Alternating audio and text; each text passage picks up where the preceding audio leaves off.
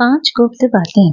प्रिय भक्तगणों, भगवान शिव और माता पार्वती से जुड़ी कहानियों में भारतीय पौराणिक कथा, ज्ञान और शिक्षा का अपार भंडार है। एक ऐसी ही रहस्यमयी कहानी है जिसमें भगवान शिव ने माता पार्वती को 5 गुप्त बातें बताई, जिनका पालन करने से मनुष्य को न केवल धन बल्कि आंतरिक शांति और संतुष्टि भी प्राप्त होती है। कहानी 5 गुप्त रहस्य।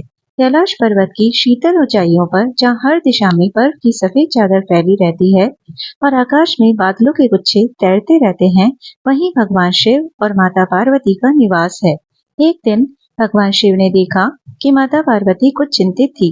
उनके मन में संसार के मनुष्यों की गरीबी और संघर्ष के प्रति करुणा जागृत हो रही थी। वह चाहती थी कि किसी तरह से मनुष्यों को धन और सुख की प्राप्ति हो, जिससे उनके जीवन में सुधार हो सके।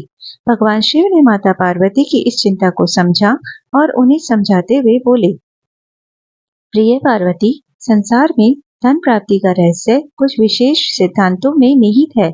जो व्यक्ति इन सिद्धांतों का पालन करता है, उसके जीवन में धन और सुख की कोई कमी नहीं रहती। आज मैं तुम्हें 5 गुप्त बातें बताऊंगा, जो मानव को न केवल धनवान बनाती हैं, बल्कि उन्हें जीवन में संतुलन भी सिखाती हैं। पहली है धैर्य और समर्पण।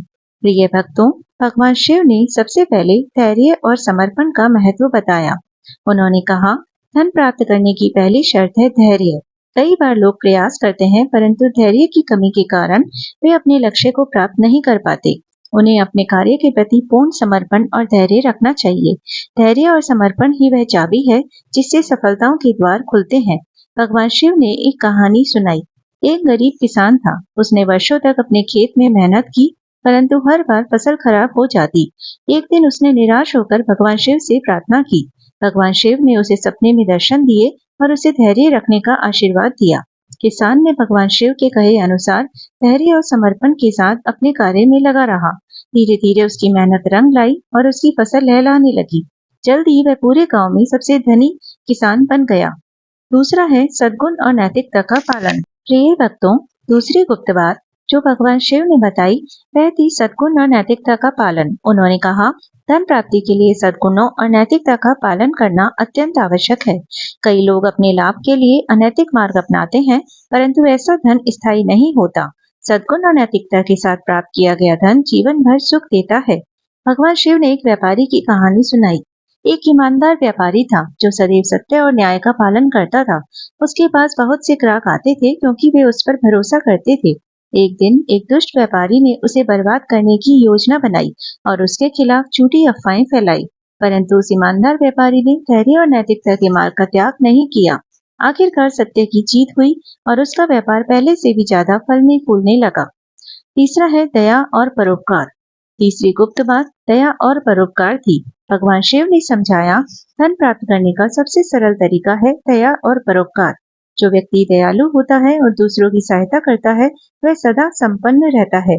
संसार का नियम है कि जो देता है उसे कई गुना मिलता है। परोपकार के बिना धन का कोई मूल्य नहीं। भगवान शिव ने एक कहानी सुनाई।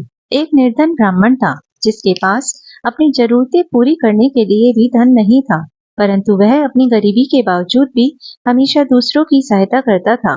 एक बार उसने अपनी आखिरी बची रोटी एक भूखे व्यक्ति को दे दी। उस रात भगवान शिव ने उस ब्राह्मण को स्वप्न में दर्शन दिए और उसे आशीर्वाद दिया। अगले ही दिन से ब्राह्मण को अचानक कई अवसर मिले, जिससे वह बहुत धनी हो गया। उसकी दया और परोपकार का फल उसे जीवन भर सुख और समृद्धि के रूप में प्राप्त हुआ।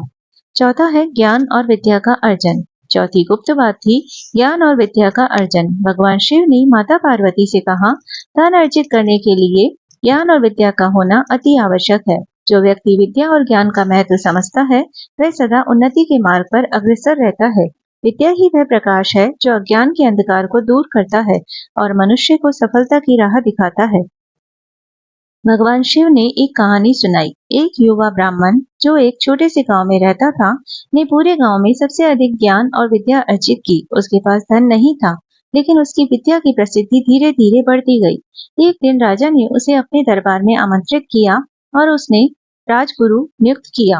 विद्या के कारण वह ब्राह्मण न केवल धनवान हुआ, बल्कि समाज में भी उसका सम्मान बढ़ा। पांचवा है आध्यात्मिकता और भक्ति। पांचवी और अंतिम गुप्त बात थी आध्यात्मिकता और भक्ति। भगवान शिव ने समझाया, धन और सुख प्राप्त करने के लिए मनुष्य को अपनी आत्मा के प्रति जागरूक होना चाहिए। आध्यात्मिकता और भक्ति ही वह साधन है जो मनुष्य को आत्मिक संतोष और धन की प्राप्ति की ओर ले जाते हैं।